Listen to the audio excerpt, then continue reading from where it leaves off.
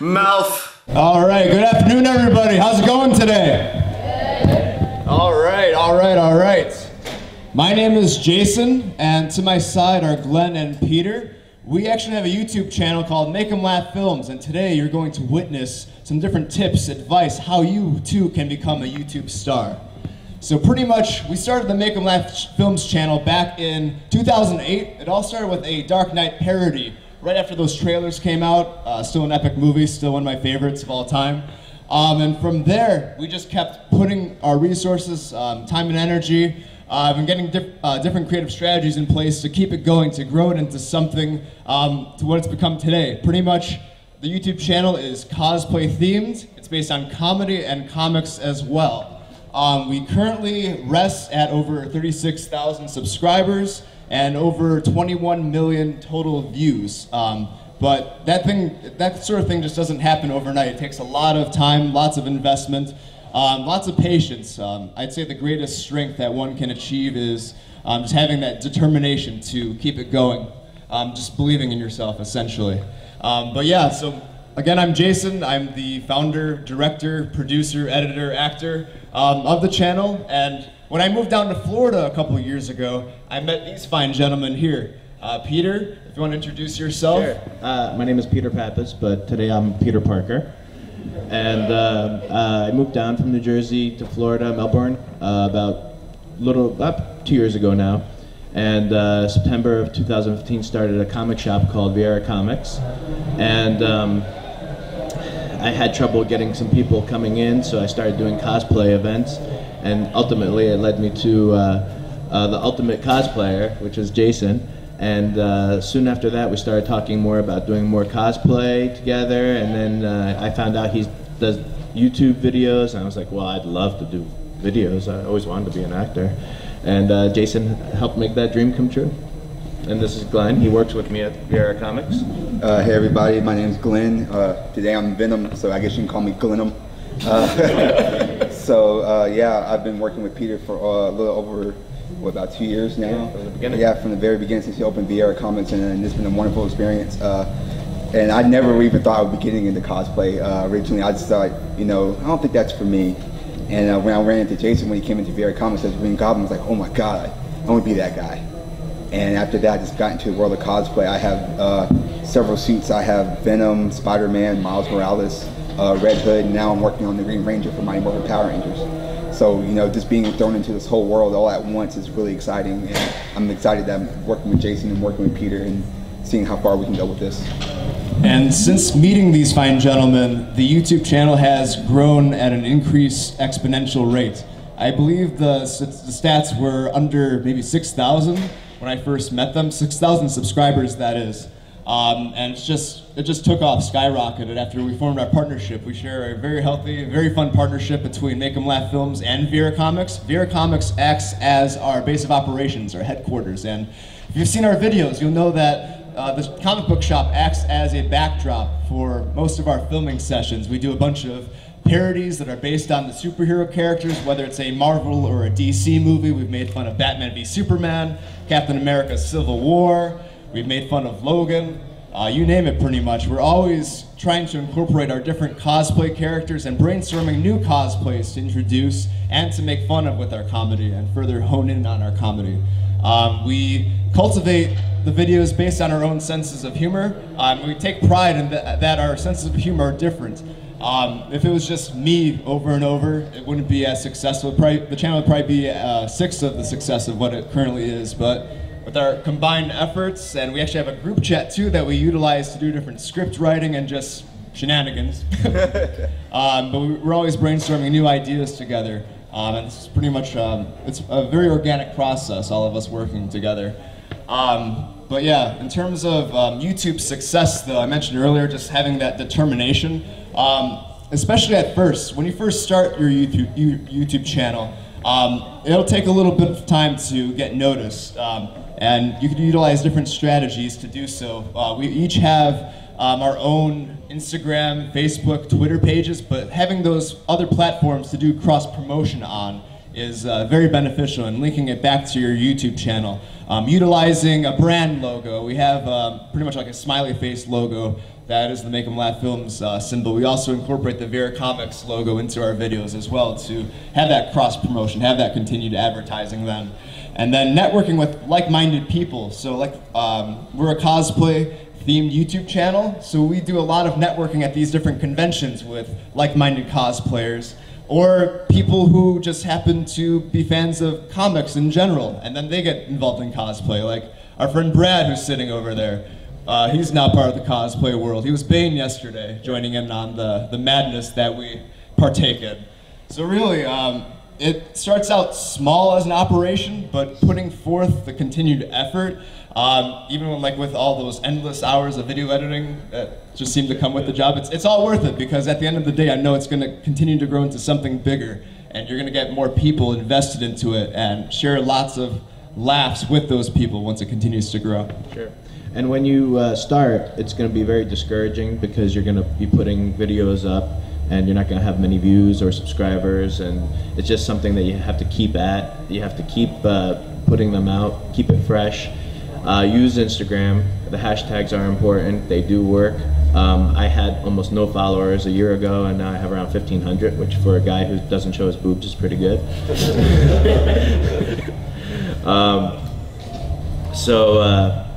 So yeah, keep at it. Don't be discouraged. You're gonna put a video up, and probably like a minute or two later, somebody's gonna write "stupid," "lame," or something in the comments section. So just don't look at the trolls. Don't ignore them. Keep it going. Keep the blinders on and follow what you think you should be doing, and it'll work. Just be yourself. People can tell when you're not yourself. Yeah, essentially, when you're genuine, it really just shines through. Like, we always have a blast when we film. And if we're not laughing, we know that the audience won't be laughing. So that's why we try to push ourselves to think of things that we haven't done before, with the cosplays, just with the jokes as well.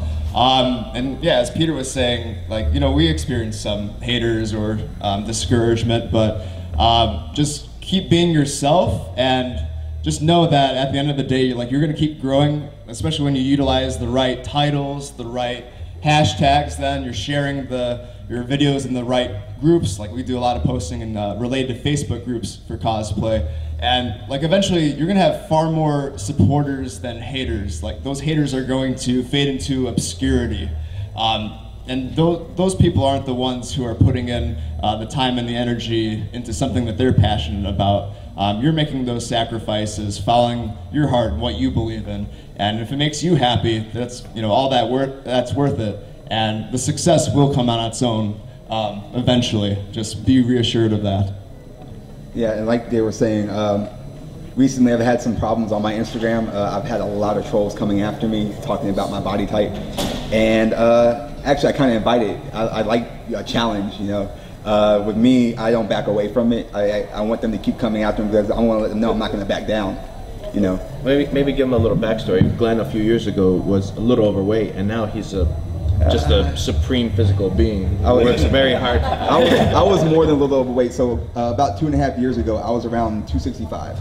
Currently, I'm sitting at 196. And ripped. For the most part, I had that chocolate cake last night. But yeah, I had a lot of trolls coming after me saying, "Oh, you can't be Spider-Man. You're too big. Oh, you can't do this. You're too small." And I was like, well, he's a fictional character. He can be whatever he wants to be. And I had a running for one guy almost 2.5 days of a troll, and I was like, well, here we go again. And I as much as I don't like it happening, I'm just gonna let them know I'm not going anywhere. You can't back down from somebody who wants to deter you from what you want to do. That's something I want you to understand. And we had fun with that guy too, because as soon as we realized what was going on, then each of us jumped in to defend Glenn, and actually we worked on our sense of humor with different comebacks. Sure. And ultimately that guy helped him, because the Instagram algorithms, the more you comment on a picture, makes that picture come up in the search engines for everybody. Mm-hmm. So you want to encourage comments. I'll post something on my Instagram saying, hey, what do you think about this? Or same what's with your the YouTube favorite algorithm. movie? So yeah, so you need to encourage the comments, you need to encourage interaction with people. And that guy helped Glenn get, how many views did that picture get? That picture went from 300 to almost 11,000. Well, that's crazy. So I was like, hey. And it's the same principle that applies to the YouTube video, encouraging audience participation, interaction by getting all those comments, and even if there are negative comments, if there's discussion going on, that's going to boost the YouTube algorithm. That's going to get your video more viewed, especially in the first 48 hours of upload. But even later on, it could have a long-term effect. Like, we released a Suicide Squad parody, and it had several thousand videos within, several thousand views within the first couple days.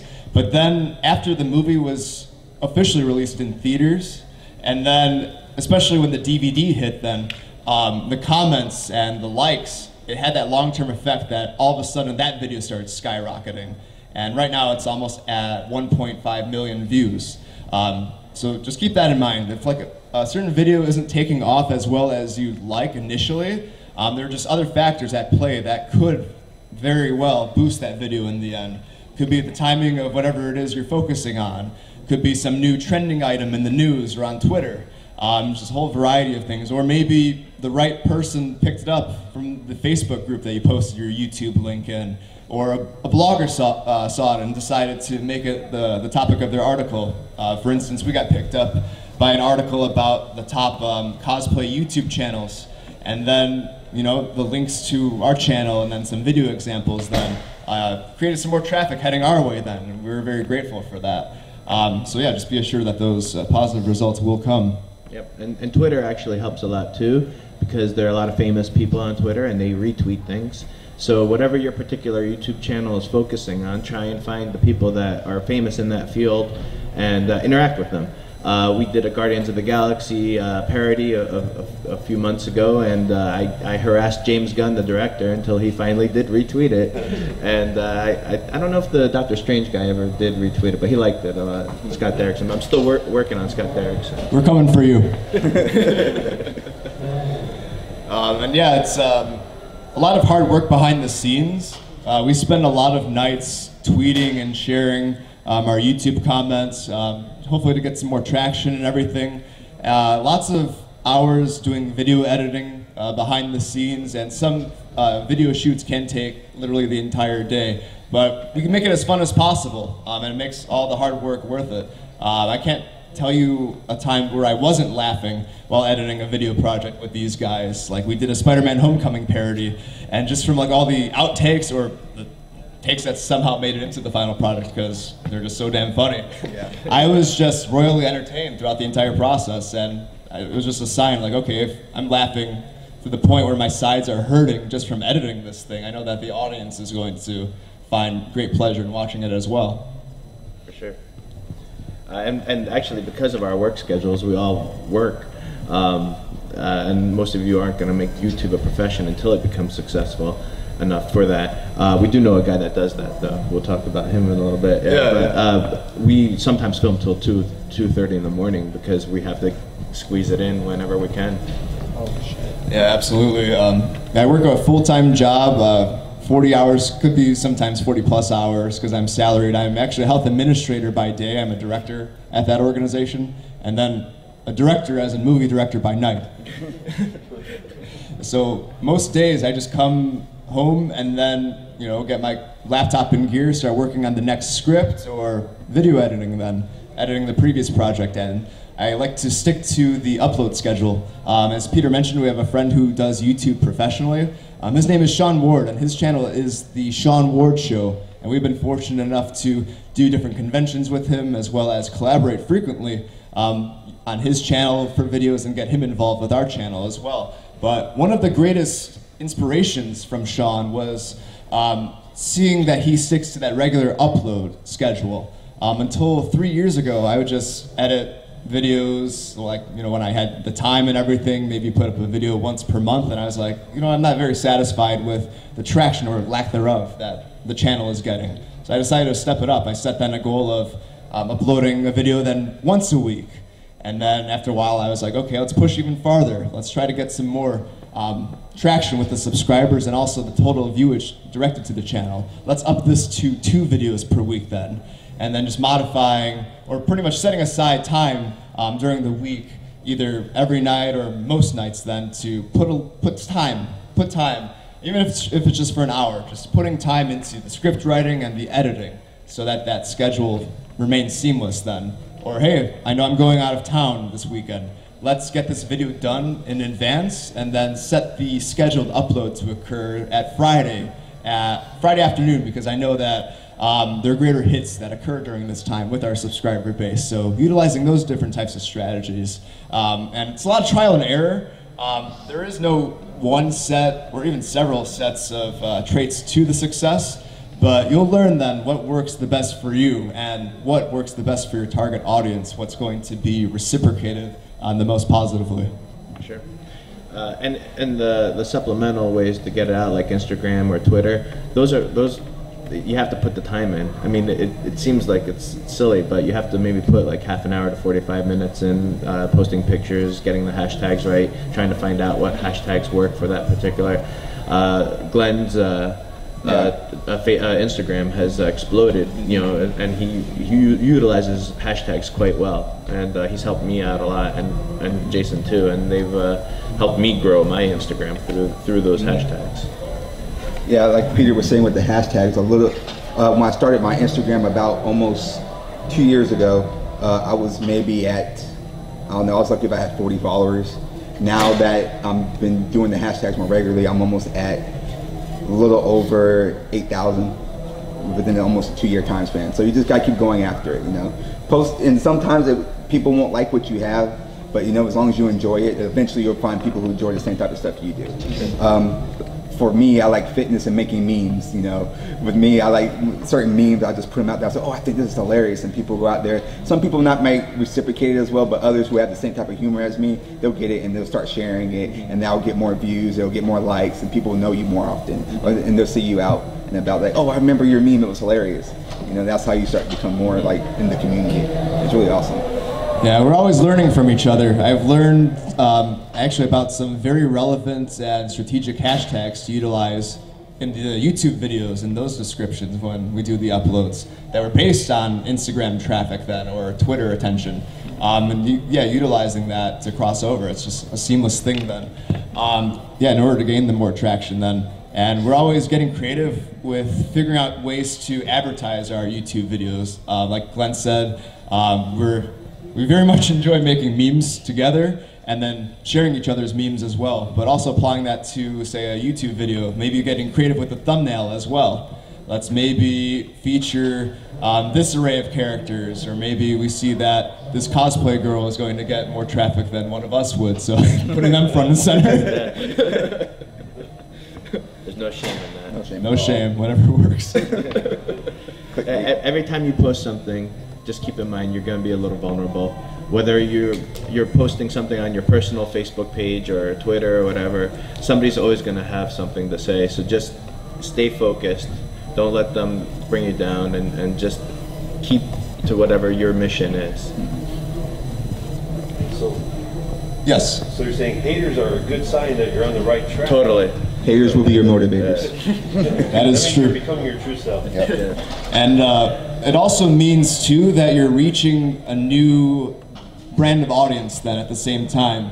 Because when something is fresh, it's something's different at first. Like, there are going to be more discouraging people. Like, when Bob's Burgers first came out, I hated the show. And then I became an Archer fan, loved H. John Benjamin, who does the same voice as Bob.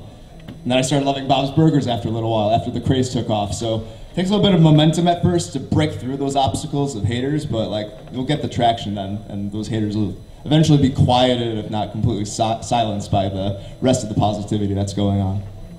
Yes. Do you guys have more followers through Instagram, Facebook, or Snapchat? For me, Instagram for the Make 'em Laugh Films channel is more popular than the Facebook page. Glenn has a very solid Instagram following. Yeah, for my Instagram, it's a little over 8,000 right now. I just made a Facebook page not too long ago, so that's starting to get a little bit of traction. And my Twitter, I'm kind of off and on it because I'm so busy. Like we said earlier, I work with Peter, but I'm also a grad student, so that's where all my time is. So I'm studying, and I'm trying to incorporate cosplay as well, so it takes a lot of time. But yeah, for Instagram right now, I'm sitting at a little bit over 8K. And it's funny, Facebook for me is my #1, but that's what I concentrated on initially. and I'm just starting to work on the other stuff. I just started Snapchat 2 weeks ago, 3 weeks ago, which is awesome, by the way. Like for me, I only have a Facebook, Yeah. personal Facebook, but I don't have any of the other stuff. Like I only made a Facebook like 2 years ago, after it's been out forever so long. I didn't want to be with the craze. So like when you made your Instagram or Snapchat, did it immediately boost like super huge? No, it takes time. The Instagram took a year to build. The Snapchat, it's just for fun. I actually use my personal name for that, so I don't think I'm gonna use that for business. Facebook, that took a while too. It was a little quicker just because in the area where we live in Central Florida, comics are very popular, and cosplay was kind of almost non-existent where we were. We actually made the whole area, the whole county, become like a hub for cosplay now. It's pretty cool. Yeah, so that it just takes time. You got to find your niche. So like your store is the big cosplay store. It like, is. So your guys are like Taste Zen down here. Right. Exactly. Cosplay Central of the Space Coast in Florida. That's how we like to call it. Can you talk about how you use the real world community to build your online community? Yeah, absolutely. So we do a lot of networking within the real world settings at different conventions or at events that we partner with. Like we've networked with the local parks departments and other charity organizations as well. Charity organizations have been a very beneficial partnership that we've enjoyed. Like we've done the Superhero 5K, the cause to end child abuse, and like doing different types of cross promotion with those regards.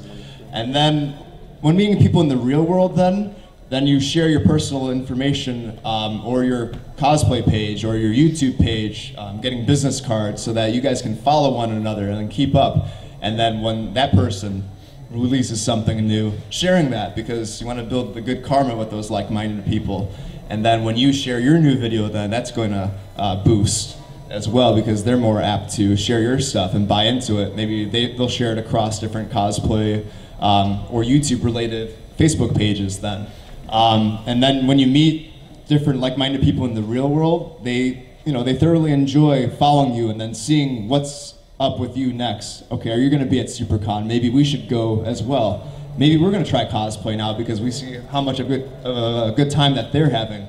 Or let's participate in their Spider-Verse flash mob at Supercon on Saturday. That actually happened yesterday. And participate in all the madness that's going on. Being part of this new video that is probably going to get a lot of traction. So yeah, like transferring over the real world experiences, it's going to only build your following then. Yeah. We got a question over here. Okay, so I actually have 2 questions. Sure. So the first one is, could each of you maybe name the most useful resource to you? So for instance, whether it's a keyword finding tool or something like that, what do you think is the most useful? Or maybe it's a book. And then my second question is, let's say you just finished editing a particular video and you're ready to upload it. Do you each have a particular series of steps that you follow each time, or do you kind of vary what you do once you upload a video? Yeah, I can definitely answer the part 2. Do you guys want to go first about the first question? Yeah. Well, go ahead. Okay. So for me, with my biggest thing that I use is Instagram right now, and I use certain words since I do a lot of Spider-Man cosplay. I'll use the hashtag Spider-Man, and since he's a Marvel character, I'll use Marvel, and those will be like the biggest launches for me. And not till recently, I started doing a Batman cosplay, Red Hood, and I've been using things like Jason Todd, Batman, DC, all the big names that are affiliated with that character, and that's what helps launch my certain pictures that I post. Actually, Glenn gave me a tip. I do the same thing. For Instagram, I use hashtags, and I'll use my you got to build up whatever your brand is. So Viera Comics and MELF are always the first 2 hashtags. And then after that, I'll maybe put like a couple cities in my Florida. So I always like hashtag Orlando, Miami, Melbourne, where we live. But something simple as follow me. Hashtag follow us. Sorry, things.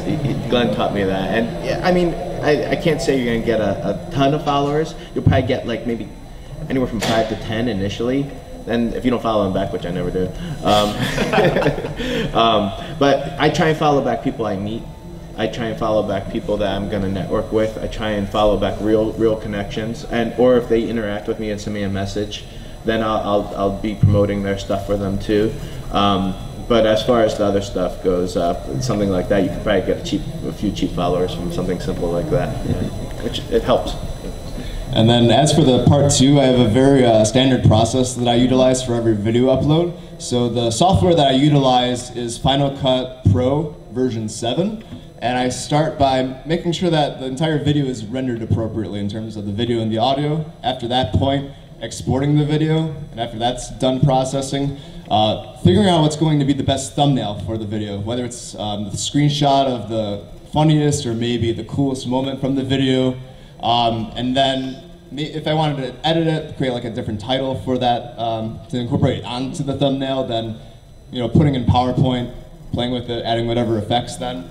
I usually do that while the video is exporting just to be as efficient as possible then so that no time is wasted. Then once that video is done processing, in terms of the export, then I create the description, usually on like Notepad or Word. Utilize a bunch of different keywords in the description. So if it's like a superhero parody, utilizing what characters, those superhero characters are involved, whether it's Marvel versus DC, like a short synopsis of what that video entails, and then strategic with the title. I create that title in Notepad first as well. Putting all the different characters that are gonna get the biggest hits in it. Real life tends to get more hits. Superhero parody, those are usually hot terms to include into it. And then what the links are going to be. I put all of our social media pages, like whichever cosplayers, friends are in that video, I like to do the cross promotion. So that's always incorporated into the YouTube video description then. And then the creator of our Make 'em Laugh Films logo, I like to throw that in there. The really cool cosplayer artist's name. That Joker guy created our logo, so I always shout him out in that. And then I copy and paste all of that into the YouTube boxes pretty much when the video is set to upload then. Create all the hashtags then while it's uploading, and then boom. Once it's online, I put it on the Facebook page immediately, then Twitter, create that, we'll utilize that thumbnail, put that on Instagram, and then just go to town sharing it across related Facebook groups and tweet it out, harass different movie directors and actors, hope that it gets picked up by someone. Lots of details in that process, but like once you get used to it, after you do it a few times, it becomes second nature. Thank you. You're welcome. Yes? What's been the greatest challenge you faced in your collaborative effort, and how did you overcome that challenge? Trying to pinpoint it to just one challenge. Well, you always hear of like a rock and roll band breaking up, and you're like, why? They were making so much money, they were doing great, and the thing is, there's always going to be a lot of different opinions when you're working with a group of people, and we've encountered a little bit of that, and we've lost a few members along the way, but and we know our other very successful friend Sean Ward had something similar happen to him. But the people that really believe in your vision and your core belief and what your mission is, they're going to work with you, make you a better whatever it is you're trying to strive for, and the people that build you up and make you better, those are the ones that are going to stick with you on your journey. So I would say that's going to be one of your hardest. If it's just you, then you won't encounter that. You'll have your own inner demons to deal with, but then that's the problem too. You got to just stay focused and keep pushing, even through the tough times. Yeah, absolutely. But Peter's absolutely right, because the people who are going to be with you long term, they keep proving themselves over and over, like opportunity after opportunity. They stick around, and not only do they stick around, but they exceed your expectations. They go above and beyond. I'm going to shout out Matt from our group. He actually went to Tampa Bay Comic-Con this weekend. We divided and conquered because we got press badges to do both conventions, and we gave him some camera equipment and fully trusted him to get some really good video footage. And we know that he did, and from his description of what transpired, like it sounds like really funny footage. So putting that trust in those team members who are there long term.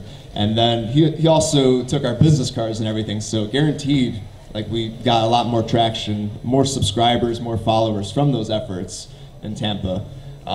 So yeah, essentially rest assured that those supportive people will continue to be there, and those numbers are going to grow, even if there are some people who might fall on the wagon. Maybe some people just aren't ready to take it to the next level that you're heading toward. But rest assured that you will keep elevating other people by elevating your efforts.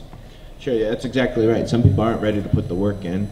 Our first really big convention was MegaCon in Orlando back this past Memorial Day, and it was a commitment because we had a booth and we had a setup, and you had to have people there, you had to interact with people, and a few of our members at the time were like, well, we want to walk around, we want to go do this, and well, that's great, but you can do that at any convention. This is like big time. We have a real booth. We're like guests. We're called internet celebrities. And so you have to commit, you have to put the time in. If you get an opportunity like that, you can't take it half-assed. So that's a big thing too. Whenever you are presented that opportunity, seize it, and don't go in halfway, go all the way. Exactly. And then in terms of the big picture, our goal is to become cosplay guests at these bigger conventions on a regular basis. We're getting ready to unveil our cosplay themed booth setup at Boston Comic Con in a couple of weeks. We have various superhero-themed backdrops that we'll be utilizing to do different Marvel and DC characters, depending on what day it is then, where the guests can come up to us then and pick up like props or masks and become characters themselves to get some photo ops with us. So that's the kind of direction that we're heading.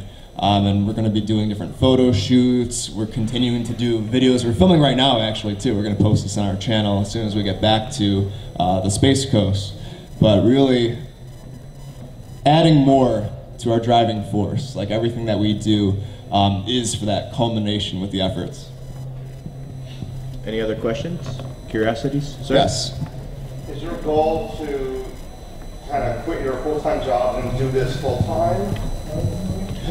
For me, I foresee myself still being able to work in healthcare at the same time as doing this, and because I have my master's degree in community health with a specialization in health policy administration. I don't want that to go to waste. All the years of education, all those student loans that I'm still paying off, I'm going to be paying off for probably, I don't know, 7 more years, who knows. Plus, I like staying busy. If I were to quit my full-time job, I'd probably have way too much free time on my hands. I'd probably get discouraged. But having that, I guess the tight schedule, I kind of like that actually. In some ways it is like working two full-time jobs at once, coming from work to do the YouTube stuff and the cosplay stuff, but it's well worth it and keeps me out of trouble. And I'm glad to put in all those extra hours. And then even when the time comes, like when we continue to grow and we're getting invited to bigger conventions, if I can't take as much time off then, I know that I have a very solid team to trust to do the traveling and have them represent the channel and to bang out those videos and represent our cosplay booth and reach new audiences in those new cities.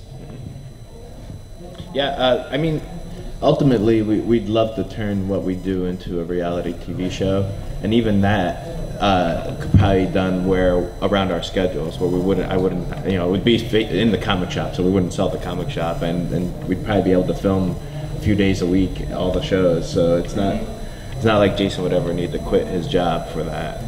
But we've got a pitch put together, and we've tried to pitch it out to some people. One of the clips from our show was picked up by MTV's Ridiculousness. Yeah, it should air during the second half of the current season. So then we turned around immediately, and the guy that contacted us from them pitched to him the idea of a show, and he liked it. But how that goes, it could sit there for a long time. Yeah, like Ryan Reynolds had to pitch his Deadpool script over 70 times before it finally got the green light for production. So, I mean, if it takes that much perseverance to get an awesome movie like Deadpool made, like that's a perfect example of just how determined you should be to persevere, to persist, to break down that door to that next opportunity. Sure.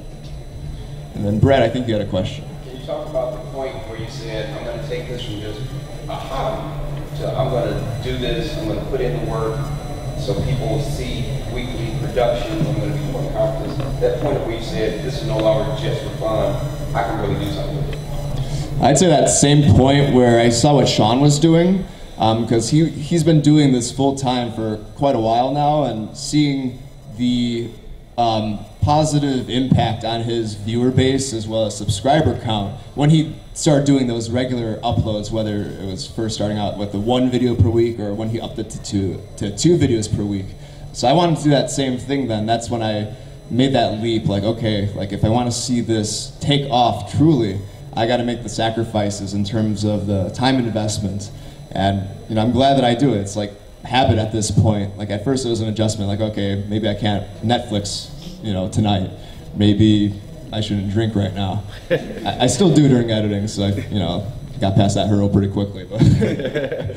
But yeah, I'd say that was the set point, being inspired by Sean to take it up a notch. And to add to that, Jason and I had a dinner a few months ago, back in February, and this was immediately after I personally had a falling out with some small local con organizers in our area, and it looked like we were going to get shut out of the local Melbourne convention scene. So we both took it to heart, and we both said, you know what? Why are we even worrying about this? Let's look bigger. And since then, we've done MegaCon, 2 Supercons. We're in Raleigh, North Carolina. We'll be doing Boston Comic Con in 2 weeks. So that was initially a setback and very discouraging, and we turned it into a very big positive by looking forward. You know, and so that was another, I think, big turning point for me, because it turned this into potentially something that we're going to be doing like year-round, a couple times a month, maybe. We'll see. Yep. Behind every obstacle, there's an opportunity. Yes. So I know, obviously, you have a comic book shop, so you already are living your dream. These two have a career to go through. Mm-hmm. You know, like, because he obviously went through medical school and he's a graduate student, right? Yeah. Now, do you consider YouTube as your, how would I say it, would you consider YouTube as a full-time job for you, or do you do it as a leisure for you? Like, do you enjoy doing YouTube, you know? Oh, absolutely, and I absolutely consider it a second full-time job. But I love what I do. I could be up editing until 2 or 3 in the morning when I have to be at my healthcare job the next day, and I gladly do so. I'll just need more coffee or a Red Bull the next day when I walk into the office, but I manage it. Because yeah, especially if it's like a project that I'm laughing my ass off doing, like our Spider-Man Homecoming parody that we released a few weeks ago. The work, I mean, the enjoyment just comes naturally then. Like, even if there's an editing glitch in Final Cut that makes me have to restore the project to where it was 2 hours ago and have to redo all the steps that I just was working on, it's still worth it to get back to that point. Yeah, absolutely. It's hard work, and I do consider it a second full-time job, but it's what I'm passionate about, so it comes naturally. And like one of the best things about working with the team is that since I'm in grad school, I can't always be there for certain scenes. So what happens is that I'll contact Jason like, hey, I can't make it tonight. He'll say, oh, that's no problem. We can film later. And then we could just reset the schedule, and then we still get our shoots in. So that's one of the great things about working with the team.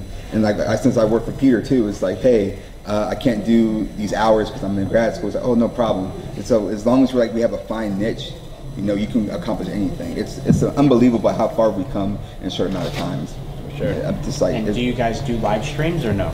We started doing those recently, actually. Instagram lives. We'll probably explore YouTube live streams at some point too. But it started out as just keeping ourselves entertained on these road trips. Like, we were in Raleigh, Supercon, a couple weeks ago, and we were just live streaming most of the trips there and back. Yeah, and we were getting a lot of people. It was shocking. You know? Yeah, we're like, where the hell do these people come from? Wow. Yes, over here. How do you get more like-minded people to join your own team that you want to create? I'd say just targeting their interests. Like, we're very big into cosplay and promoting those different events through Facebook. Like, we have a ton of cosplay events at Viera Comics. We do like different character-themed events, and pretty much just trying to snowball that as much as possible with those the local attendees then. And then it's word of mouth after that point, because say like a cosplayer comes and has like the time of their life, they're going to tell their friends about the event. Or if you meet someone at a convention, then like you already know that you have that like-minded foundation. But if they like the same characters, then hey, maybe we'll get them involved in the next video project then, or the photo shoot that we're doing. What's your particular field that you're interested in? For me, well, I recently started like a cosplay Instagram, so I'm trying to like build it up. Sure. I did cosplay yesterday, which was my main one, which was the Spider-Man Homecoming suit. Okay, cool. And I did find some other cosplayers that I told them, oh, I want to tag you on my photo. Could you follow me? So I'm starting like that. Good. That's a big part of it. Yeah. Yeah, and then the hashtags too. Go on our Instagrams and look at what hashtags. You'll be able to use most of those same hashtags. Yeah, for sure, easily. Yeah. You know, for somebody else that is trying to do YouTube for something other than cosplay, if you wanted to send us a message privately, we would help you. My hairdresser asked me the other day, man, she posts these beautiful pictures. She's a beautiful girl, and she gets almost no likes on them. I said, well, I can help you out. So now I've given her a bunch of hashtags, and she's excited. She's going to post a picture this weekend and use those hashtags. So we can help you with that. All right, we got another question over here. You talk about brand, your MELF, your nerd, Viera Comics. How important is it to establish a brand and get it out there so people know when they type in MELF, nerd, Viera Comics, you're up? Yeah, it's high importance to just get it in their face, your brand. At the beginning of every single Make 'em Laugh Films video, I have our logo, but in addition to that, I wanted the audio to be related to the brand. So pretty much just saying your brand name in a memorable voice. Then I actually say MELF, which stands for Make 'em Laugh Films. That's the acronym for it. So that combined visual and the audio, you know, it's implanted in the person's mind then, at the start of every single video then. It sticks with them. And then just today, and actually the entire weekend, we've run into people who have been like, wait, I know you from YouTube. You guys are from Make 'em Laugh Films. Sure. And we're like, holy crap, we have fans? What the hell was this?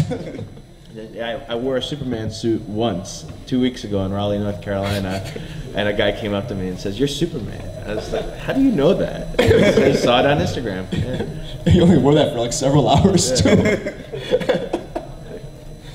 So funny. And the same goes for me as well. When I went to the MegaCon in Orlando, I wasn't expecting anyone to notice me, but everybody's like, oh, you're Nerd Fit. Oh, I know you from Instagram. I was like, oh, okay, cool. All right. I remember that, like during the Spider-Verse flash mob, people were walking up to you. They're like, "Dude, Venom, it's Nerf Fit, man!" Like introducing their friends to him. Like, yeah, it was crazy. Holy what? I wasn't expecting it at all. But through like hard work and perseverance, like Jason and Peter have been saying, you know, you were able to build that status that you didn't think you could reach. Like honestly, I never thought I would be over 8K right now on Instagram. And now that I'm at, I'm like, well, maybe let's see how hard I can take it. Maybe I can get 20. You know, as long as you like have that right mindset, you can accomplish anything. Mm-hmm. And I like to work backwards from goals. My first goal is to surpass 25,000 views, but I already know that like I'm never going to be completely satisfied no matter how many subscribers we have, and I work backward from that. Like next I want us to just break through 50,000, then 100,000. And Sean, who continues to be inspirational, he just broke 500,000 subscribers recently for his channel. And I want to get to that point as well. You know, so I stay hungry to keep putting in the hard work because I know that eventually we will get to that point. Yep. Yes. You made a good point about Sean. Can you talk about how you're not trying to reinvent the wheel, but you find models out there and then you incorporate it into your stuff? Yeah, absolutely. So with Sean's stuff, you know, he does so many good skits and a lot of real life superhero parodies. And while I'm inspired by his videos, I still want to make it uniquely Make 'em Laugh Films and based it on our sense of humor. So just basing it on our personalities and what we find funny, and then targeting specific elements of parodies that we create based on real Marvel and DC movies. I know that's going to be uniquely Make 'em Laugh Films then. Any other questions? Curiosities? No? Yes, right up here. Do you guys create original music for your projects? I have before actually. I've created different original pieces from GarageBand.